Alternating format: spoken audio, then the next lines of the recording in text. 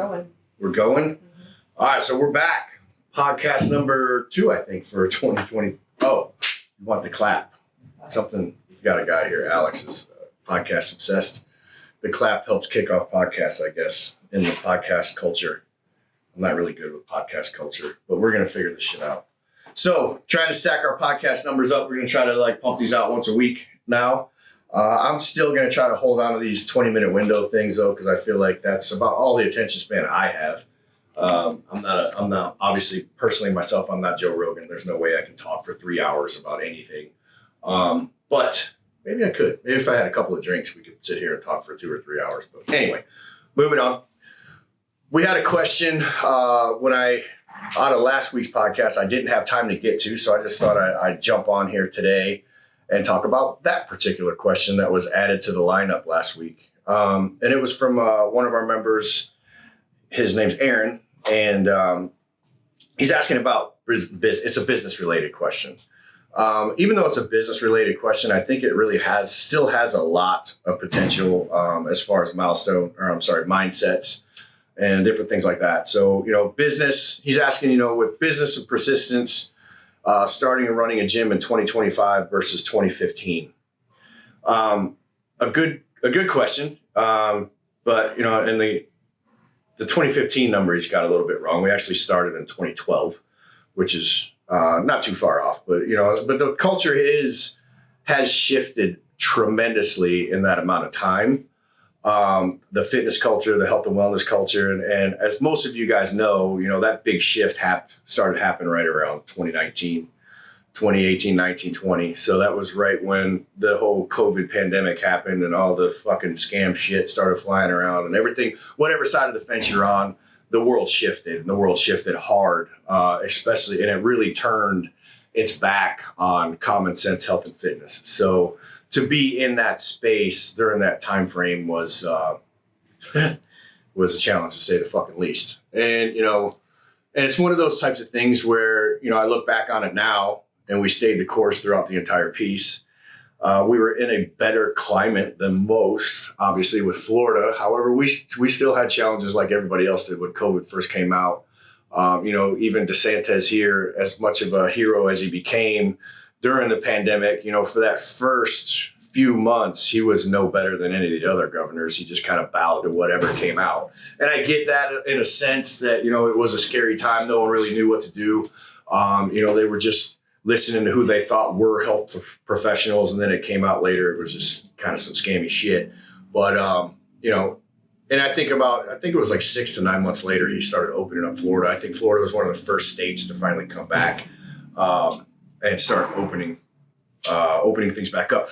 Not that we ever really fucking cared. So we kind of really ignored all of those health shutdown orders. I think we closed for about 8 to 10 days, I think. And I came in one day and had some members that were out in the back parking lot.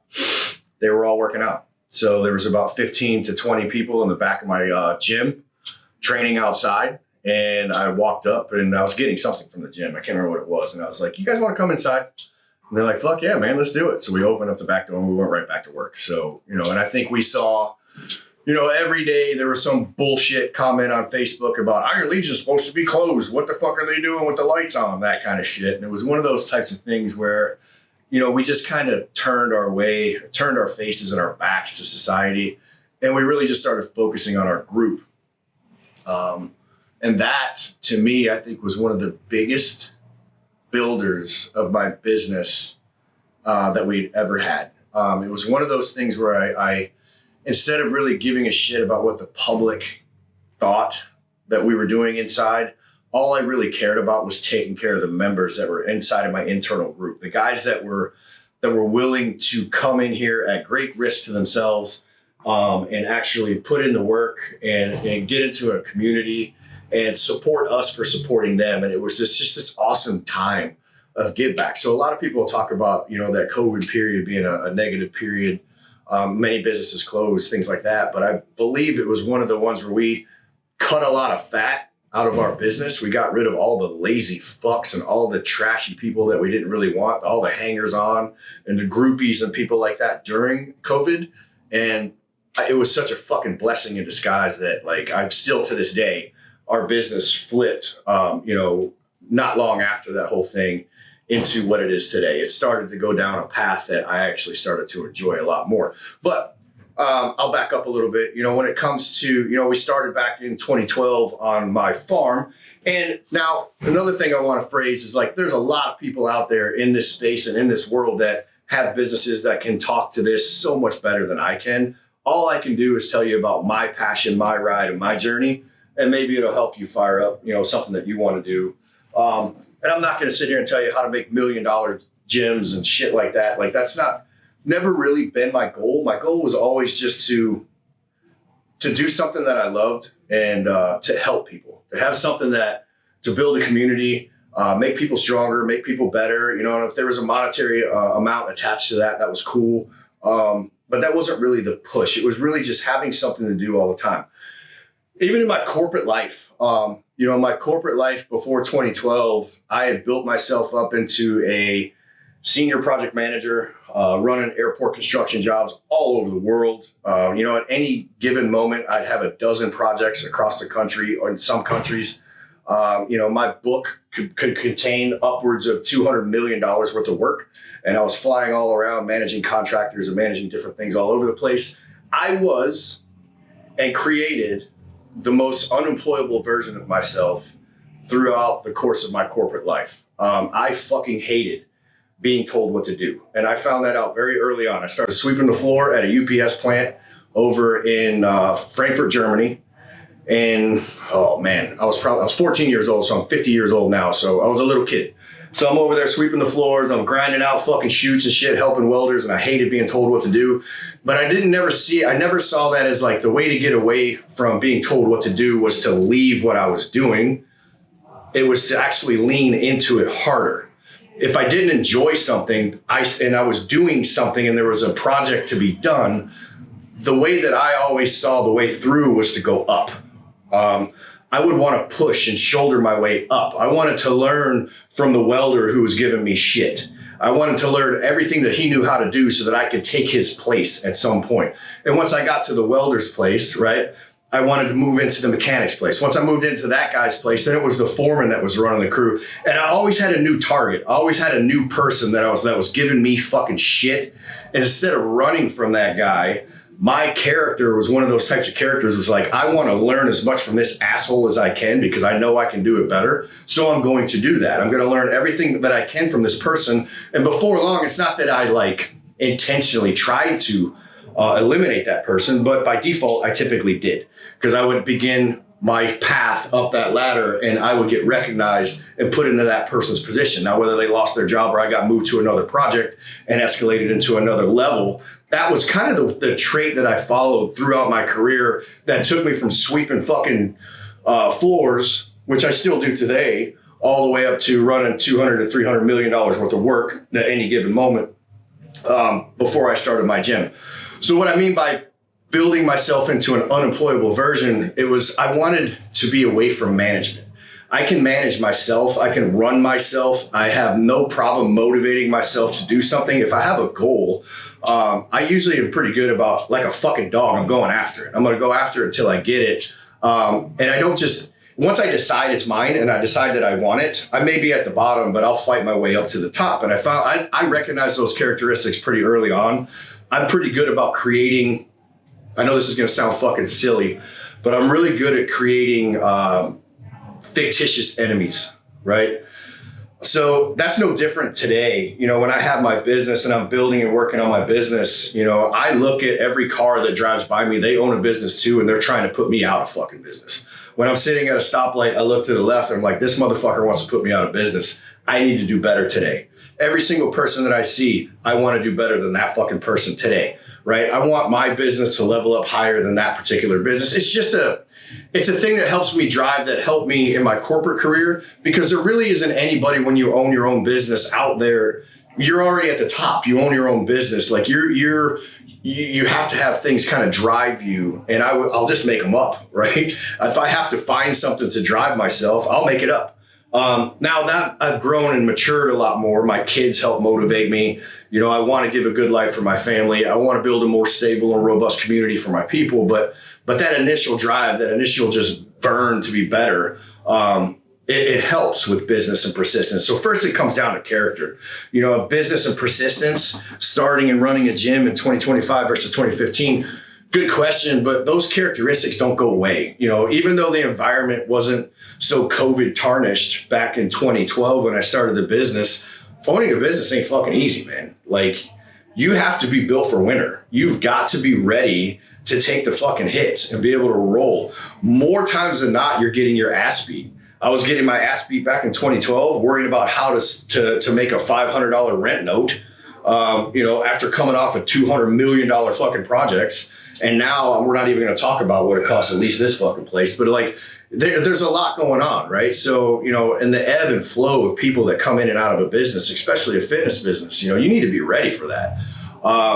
You know, and I'm sure a lot of other parallels and other businesses out there, you know, I might be speaking to the choir, to other business owners out there, but for people that are looking to start their own, whether it's a gym or anything like that, man, it's just, you better be in love with this shit. You need to be in love with this shit. It can't just be a passion or an idea. It needs to be something, and don't think that I just all of a sudden one day said, fuck this, and left. I spent probably 5 years setting up everything that I needed to make my step and my path out of my corporate life and then move into my business life or my own small entrepreneurship journey. And again, I knew that I wasn't going to be making millions. I just wanted out of the corporate world. I wanted to be in control of my own direction and like start doing things with purpose that actually helped people in my community, in my area.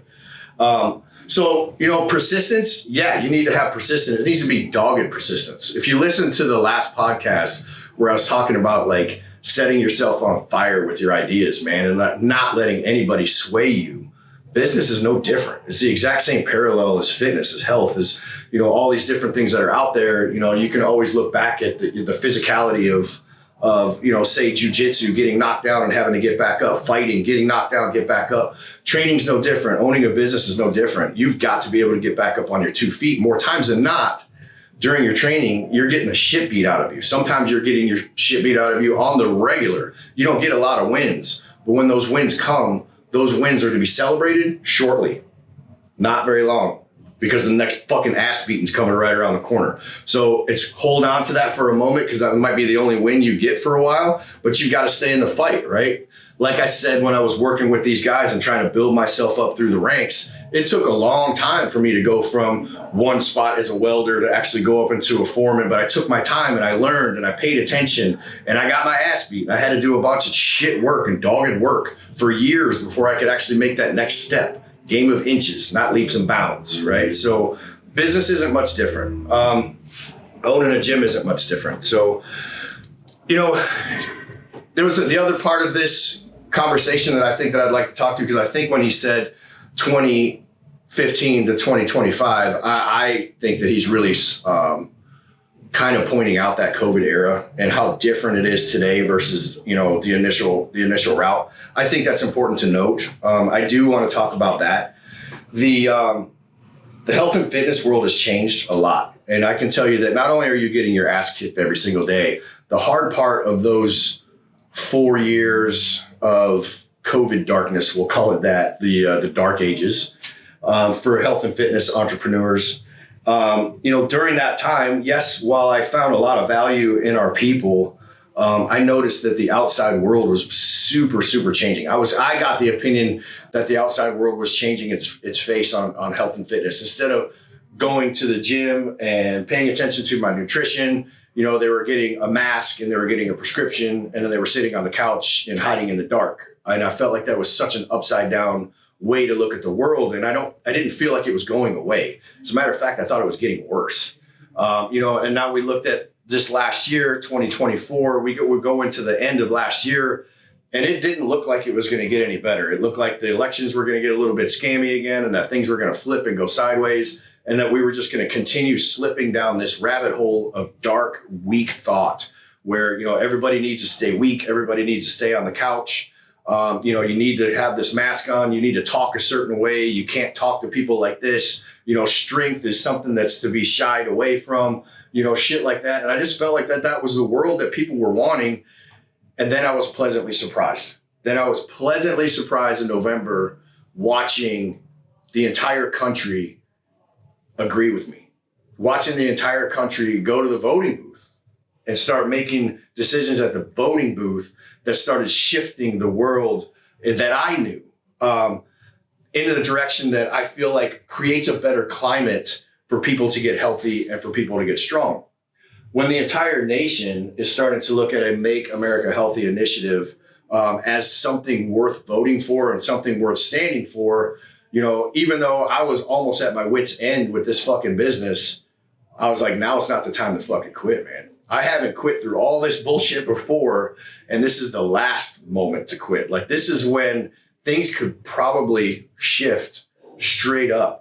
And we watched in December, people were walking different. People were carrying themselves different. They had smiles on their faces again. People were talking to each other. There was a lot of confidence. We saw a lot of people come into the gym in December and January that had a completely different attitude. It's been super fucking refreshing. This year alone has probably been one of the most refreshing years that I've had as a business owner here in the health and fitness space that we've had in a long time. And I would say that has a lot to do with this whole new direction of the country.